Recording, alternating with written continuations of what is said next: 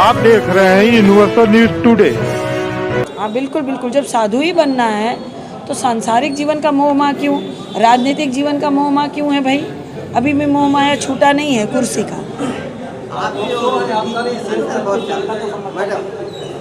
अगले चुनाव में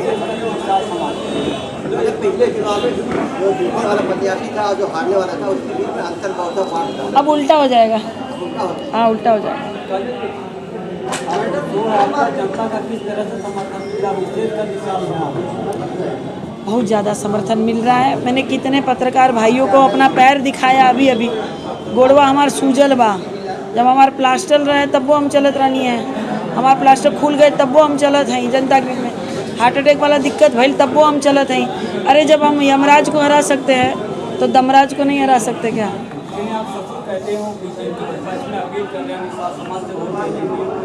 नहीं, वे माननीय संजय जी हमारे ससुर है, सदैव पूजनीय है और हमारा साथ दे रहे हैं, पूरी तरह से हमको आशीर्वाद दे रहे हैं। नहीं, देखिए ऐसी कोई बात नहीं है। मेरी जनता चुनाव लड़ रही है, मैं तो माध्यम हूँ, बस मैं चेहरा मात्र हूँ, नाम मात्र हूँ। लड़ तो जनता रही है, जनता वर्सेस सत्ता का चुनाव चल रहा है और जनता जीत रही है। कौन सा समीकरण आपको जिता रहा है? पिछली बार जैसे मैं यहाँ की लोकल हूँ, मैं यहाँ की बहुरिया हूँ। माननीय सांसद जी फिल्मों में बहुरिया बनते हैं, मैं तो यहाँ की बहुरिया हूँ। दूसरी बात, मैं जनता के बीच में रहती हूँ, सुख में दुख में, चुनाव हो या चुनाव ना हो, मैं जनता के बीच में सदैव निरंतर चलती हूँ। पैर सूजा है, मैंने कितने पत्रकार भाइयों को दिखाया है, पैर उन्होंने दिखाया है, पैर सूजा है, मैं फिर भी जनता के बीच में चल रही हूँ। ये एक समीकरण है। अगर आप नेता बने हैं तो आप जनता के बीच में रहिए, उनकी समस्या का समाधान करिए, तो ये समीकरण है जो जनता हमको जिताएगी।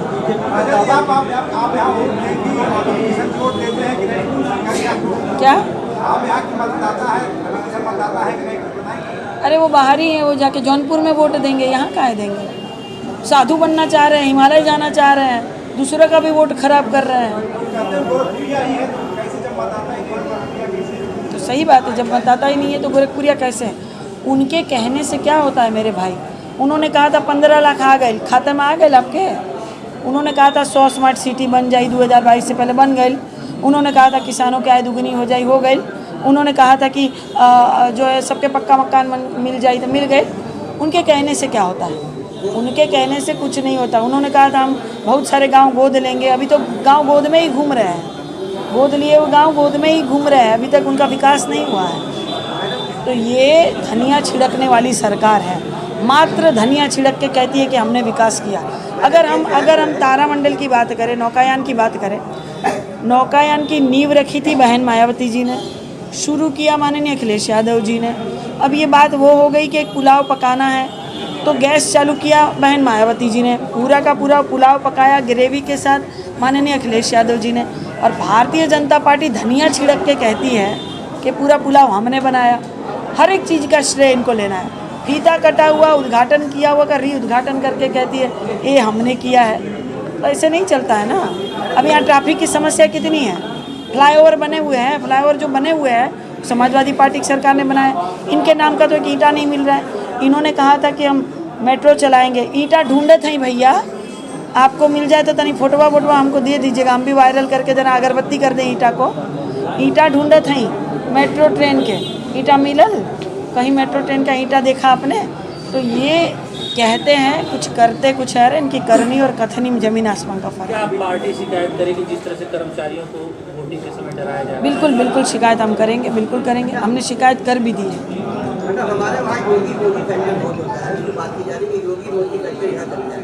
आपकी चुनौती यहाँ नहीं चलेगा, यहाँ कौन सा फैक्टर चलेगा? यहाँ नहीं चलेगा। यहाँ घर वर्सेस बाहरी का चुनाव चल रहा है। घर की बहुरिया बेटी को जिताएंगे कि बाहरी को लोग जिताएंगे? राजन जी, अंतिम चरण का मतदान है, क्या लग रहा है गर्मी में रिकॉर्ड टूटेगा क्या? बिल्कुल, गर्मी तो चुनाव की है। देखिए लूह ने हमको रोक नहीं पाएगी। गर्मी, इतनी गर्मी 49 डिग्री है आज, तो वो भी हमको नहीं रोक पाएगा। ठंडी हमको नहीं रोक पाती है, पैरवा की चोट हमको नहीं रोक पाती है, हार्ट अटैक हमको नहीं रोक पाता है, हमको कोई चीज़ कभी नहीं रोक पाती है। मैं जनता के बीच में निरंतर सदैव चलती हूँ। इसी तरह गोड़ सूजा है, 15-15 घंटे में गाड़ी के बोनेट के ऊपर खड़ी रहकर प्रचार कर रही हूँ। कोई चीज़ मुझे जनता के बीच में जाने से, उनके सुख दुख में उनके बीच जाने से कोई चीज़ मुझे नहीं रोक पाएगी। मतदाताओं को प्रेशर रिकॉर्ड छोड़ेगा। बिल्कुल बिल्कुल, मतदाताओं से अपील करना चाहती हूँ कि 1 जून को मतदान अवश्य करें। 1 जून को जन्मदिन है तो हमको तोहफा चाहिए, आपका आशीर्वाद। मतदान अवश्य करें, पहले मतदान फिर जलपान। 14 साल से मैं संघर्ष कर रही हूँ, एक महिला होकर थोड़ी दया कीजिएगा। 14 साल में श्री रामचंद्र जी का वनवास खत्म हो गया था, हमारा वनवास कब खत्म होगा, इसका जवाब आप ही सब देंगे।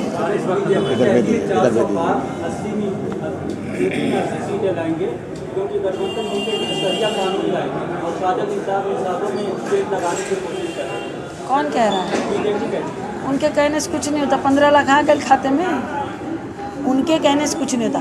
बीजेपी जो कह रही है 400 पार, कुछ चेतावनी दे रही है। जैसे कहा था बेटी बचाओ, ये चेतावनी था कि भारतीय जनता पार्टी की सरकार आ रही है, अपनी अपनी बेटी बचाओ। माननीय रवि किशन जी अपनी बेटी को नहीं बचा पा रहे हैं, अपनी पत्नी के मंगलसूत्र का जो मान सम्मान नहीं रख रहे हैं, वो दूसरों के मंगलसूत्र पर कैसे बोल सकते हैं। उनकी पत्नी, उनकी बेटी दर दर की ठोकरें खा रही। एक मेहरी को छोड़ के रखे, दूसरी मेहरी के साथ रह रहे हैं, 4 लड़का के साथ रह रहे हैं, एक बिटिया को छोड़ रखे हैं, उनको न्याय कौन देगा। वो जो कहते हैं ना कि 400 पार, वो कह रहे हैं कि अब की भारतीय जनता पार्टी की सरकार आ गई तो लहसुन होई 400 पार, कड़ू तेल होई 400 पार, दाल होई 400 पार, टमाटर होई 400 पार। चेता रहे आपको, वो आपको चेतावनी दे रहे हैं।